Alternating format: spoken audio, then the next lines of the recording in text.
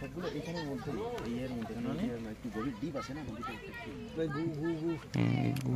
বাগনান ১ নম্বর ব্লকের বাক্সিহাট গ্রাম পঞ্চায়েতের মানকুর গ্রামে রূপনারায়ণ নদীর তীর থেকে উদ্ধার হলো প্রায় 50 কেজি ওজনের একটি সামুদ্রিক অলিভ রিডলে কচ্ছপের মৃতদেহ।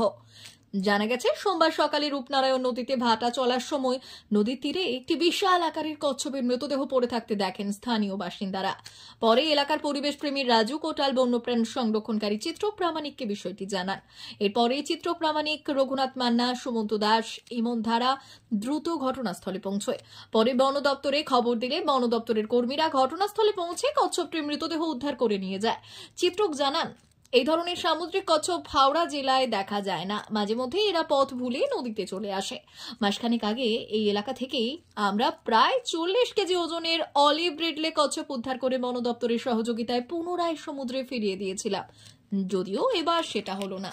এটাই একটা দুঃখের বিষয় যে রাজু আমাকে সকালবেলা ফোন করে জানায় যে আগের কচ্ছপটির থেকেও বড়, প্রায় 40-50 কেজির একটা বড় সামুদ্রিক অলিভ রিডলে টাটেল, যেটির মৃতদেহ এই রূপনারায়ণ নদীর তীরে পড়ে আছে এবং যেটি মারা গেছে, এবং বন দপ্তর থেকেও স্টাফেরা এসেছেন, ওনারা এই বডিটাকে নিয়ে যাবেন, নিয়ে গিয়ে পোস্টমর্টেম করা হবে। তো হাওড়া জেলায় কিন্তু এই সামুদ্রিক অলিভ রিডলে কচ্ছপ পাওয়া যায় না। রাজুদের সাহায্যে একবার আমরা জীবিত উদ্ধার করেছিলাম, কিন্তু আজকে আমরা তার একটি মৃতদেহ উদ্ধার করছি এবং এটি প্রচণ্ড বড় সাইজের একটি অলিভ রিডলে কচ্ছপ, প্রায় 40-50 কেজি। এবং আমি, সুমন্ত দাস, ইমন ধারা ও রঘুনাথ মান্না আমরা এসেছি বন দপ্তরের সঙ্গে। বডিটা এরপর নিয়ে গিয়ে এই বডিটার পোস্টমর্টেম করা হবে। তো ধন্যবাদ জানাই রাজুকে যে ওরা এই এলাকায় নজরদারি রাখেন এবং বিভিন্ন কোনো অ্যানিম্যাল অ্যাক্টিভিটি হলে ওরা আমাদেরকে জানায়।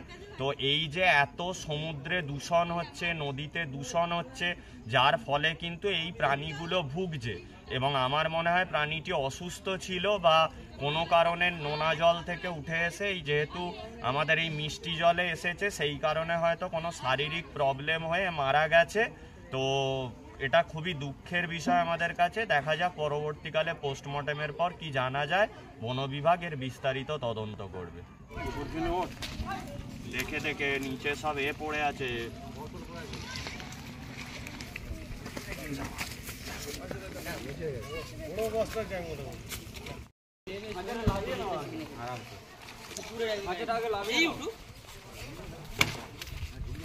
না না, খাঁচার আগে লাভিয়ে নিতে হবে, শীতের দু সাইডে ফেলে দিতে হবে।